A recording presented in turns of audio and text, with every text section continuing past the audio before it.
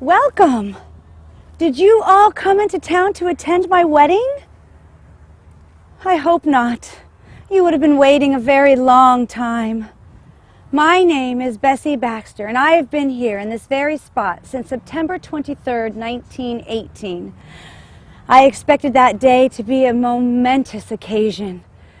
A day full of flowers and music and family and friends, all joyously celebrating my happy event. It was supposed to have been my wedding day. But that's not how my story turned out.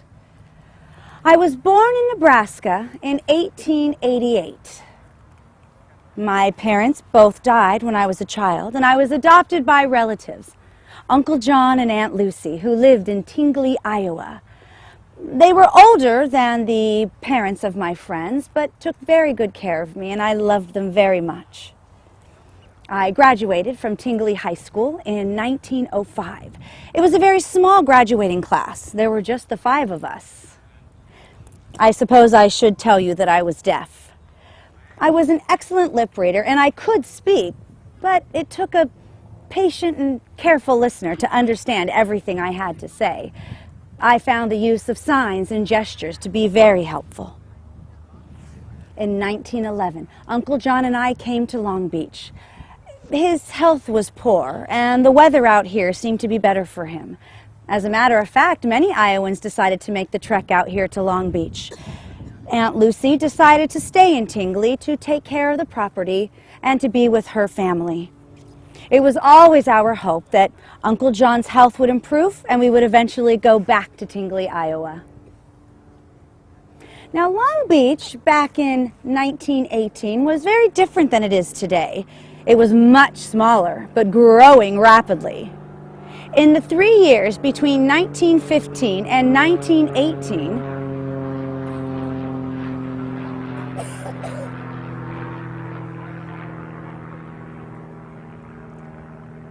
the population grew from 32,000 to 53,000. I worked in the Long Beach laundry. We washed linens for the hotels, towels and bathing suits for the bathhouses, and, of course, we washed clothes for the customers who asked us. It was a good job for me. The sounds of the machines didn't bother me. In fact, I couldn't hear them at all. Also, back in 1918, girls married much younger than they do today. I was 30 years old, the age considered well past marriageable for those days, and that deplorable term old maid was already being used to describe me. But then it happened. One day, a handsome man named Corey Allen Tingley walked into the laundry and dropped off a bag of dirty clothes. When he came back to pick up his clean laundry, I made sure I was at the counter, and I let him know that I was from Tingley, Iowa, and asked if he had ever heard of it. He hadn't, but he was curious to know more about it, so he invited me out for a cup of coffee. I said yes. I had so much fun explaining to him about the town of Tingley, how it was established in 1883 as a railroad stop, that the town was surrounded by farms that grew corn and wheat, how our downtown area was just one main street with shops and buildings along either side, and that my favorite place to be was sitting in the gazebo just outside the park, watching everyone as they go by. Corey told me that he was born in 1881 in Bangor, Maine. He had a sister who lived in El Paso, and he came to Long Beach to work for Craig Shipyard as a pipe fitter. He told me all about the ships he worked on and how Mr. Craig dredged the Cerritos Channel, which was a temporary way for the large ships to get in and out of his shipyard. Corey also was one of the people who was actually able to see the first steel steamship being built here in Southern California. We had so much fun together. He was so funny, and he liked to make me laugh.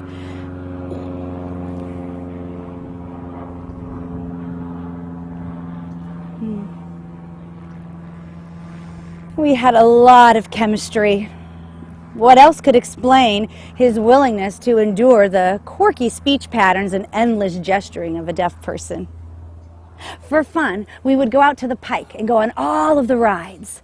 My favorite was the Loof merry-go-round. His was the Jackrabbit roller coaster. But by the end of the day, Corey would always buy us a big bag of saltwater taffy. And we would just sit eating our candy, enjoying watching everyone go by. One night, Corey invited me out to dinner at the Virginia Hotel. Now, it had one of the nicest restaurants in the city. After we finished eating, Corey told me that he had been saving his money and he felt ready to settle down. And that's when he asked me to marry him. Well, of course I said yes, but with one condition. We needed to stay in Long Beach so I could continue to take care of Uncle John. The date was set, and we invited our friends to take part in our ceremony. I had 6 bridesmaids. We were to be married at 2 in the afternoon. The Reverend J. Peters was prepared to perform the ceremony. All of the arrangements had been made, well, except for one.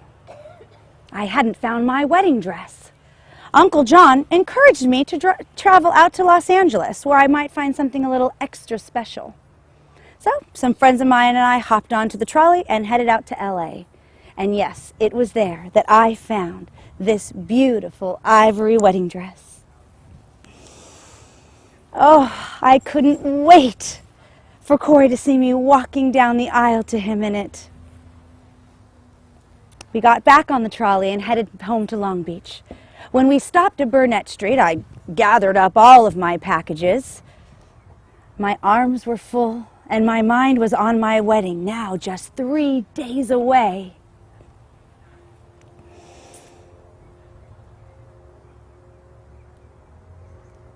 As I stepped off the car, I was hit by the trolley on the northbound track.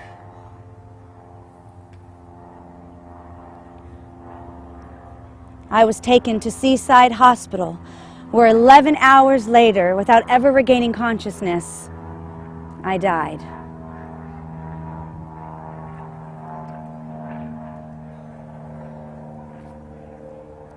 You can imagine how difficult it must have been for Corey and all of my family and friends who were expecting a wedding, not a funeral. But that's exactly what happened. On my wedding day, at 2 o'clock in the afternoon, the Reverend J. Peters was prepared to perform a very different ceremony than any of us expected. My wedding bouquet adorned the casket. My bridesmaids and groomsmen served as pallbearers, and it was here, in my beautiful ivory wedding dress, that I was laid to rest. Corey helped my family pay for the beautiful monument you see behind me that reads, "Gone but not forgotten." As I'm sure you can assume, my death was very difficult on everyone. Uncle John passed just 2 months later, and he's buried here beside me. Within a year of my passing, Corey met and married a nice woman named Frances Rowe, and they moved out to Paso Robles, where she had a brother, and they helped tend his farm. Corey lived to be 85 years old. I sure hope he thought of me. There was a group of ghost hunters that came through the cemetery from Signal Hill, and they were looking for spirits. They had electrical devices that they thought could measure energy in the area. And since today is Halloween, I'm going to let you in on a little secret. There are people who say they have seen a woman wearing a wedding dress walking through the cemetery late at night. Thank you so much for stopping to listen to my story and for supporting the Historical Society of Long Beach.